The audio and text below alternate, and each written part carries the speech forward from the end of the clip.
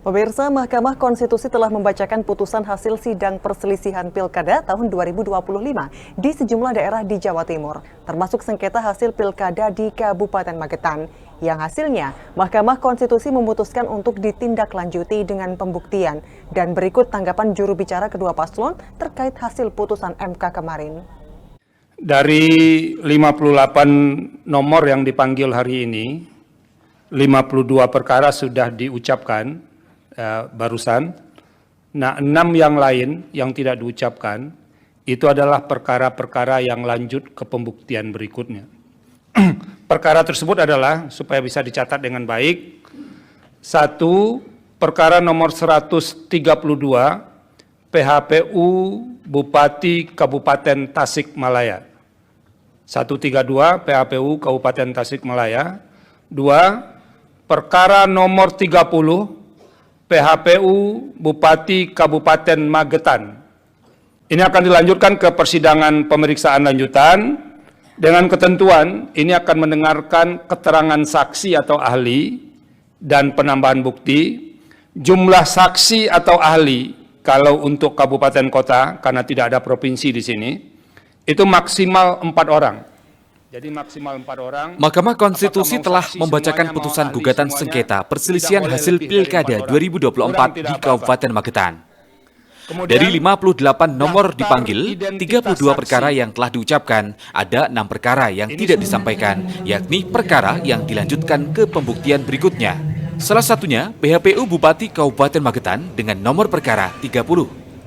Dengan putusan MK tersebut, sidang nantinya akan berlanjut dengan mendengarkan saksi atau ahli dan penambahan bukti dengan jumlah saksi tidak lebih dari 4 orang yang dilaksanakan dalam 1 kali persidangan. Dari hasil keputusan tersebut, MK memutuskan gugatan perselisihan Pilkada di Kabupaten Magetan untuk ditindaklanjuti dengan pembuktian. Terkait hasil putusan MK tersebut, juru bicara kedua paslon, baik paslon 01 Nani Endang Rusmiarti Suyatni dan paslon 03 Sujatno Ida Yuhana Ulfa telah menerima hasil putusan MK tersebut.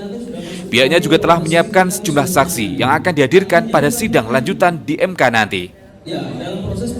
Kami menerima hasil putusan MK sebagai sebuah proses untuk pembuktian kebenaran. Jadi karena kami itu punya keyakinan bahwa pilkada sudah dilaksanakan secara fair dan jujur, ya apapun putusannya MK kami tenang saja, kami siap menghadapi, kan begitu. Untuk persiapan besok? Karena putusan kemarin itu perlu ada sidang pembuktian, maka kami paslon 01 Bu Nani Kang Suyat sebagai pihak yang terkait gugatan, maka kami juga menyiapkan hal-hal yang perlu kita siapkan untuk pembuktian itu. Salah satunya kami besok akan menghadirkan warga yang namanya itu dianggap sudah meninggal tapi orangnya ada. Ya, ada beberapa nama yang dianggap ganda, tidak ada atau luar kota tetapi pada absensi di daftar hadir. Kami sudah menyiapkan orangnya dan insya Allah hari ini sudah berangkat ke Jakarta. Nah, ini bagian dari upaya kita untuk pembuktian itu. Terkait namanya ya saya kira tidak kami sebutkan, besok teman-teman bisa cek saat hadir di MK.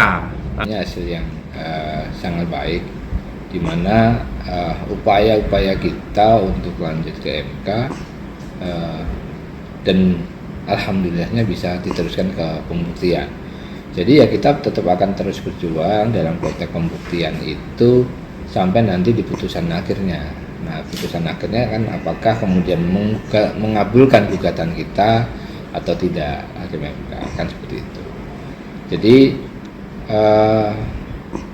dalam konteks materi setidaknya hakim MK materinya Magetan masih bisa dipertimbangkan untuk didalami kan gitu, hingga tentu kami harus mempersiapkan itu dengan baik untuk pembuktiannya. Kalau persiapan untuk besok apa saja Pak? Kalau untuk persiapan untuk persidangan itu sudah dihandle oleh lawyer. Prioritas mana aja, alat-alat bukti apa aja yang disiapkan, kemudian saksi yang kunci-kunci saja seperti itu. Karena kan saksi kan juga dibatasi ya.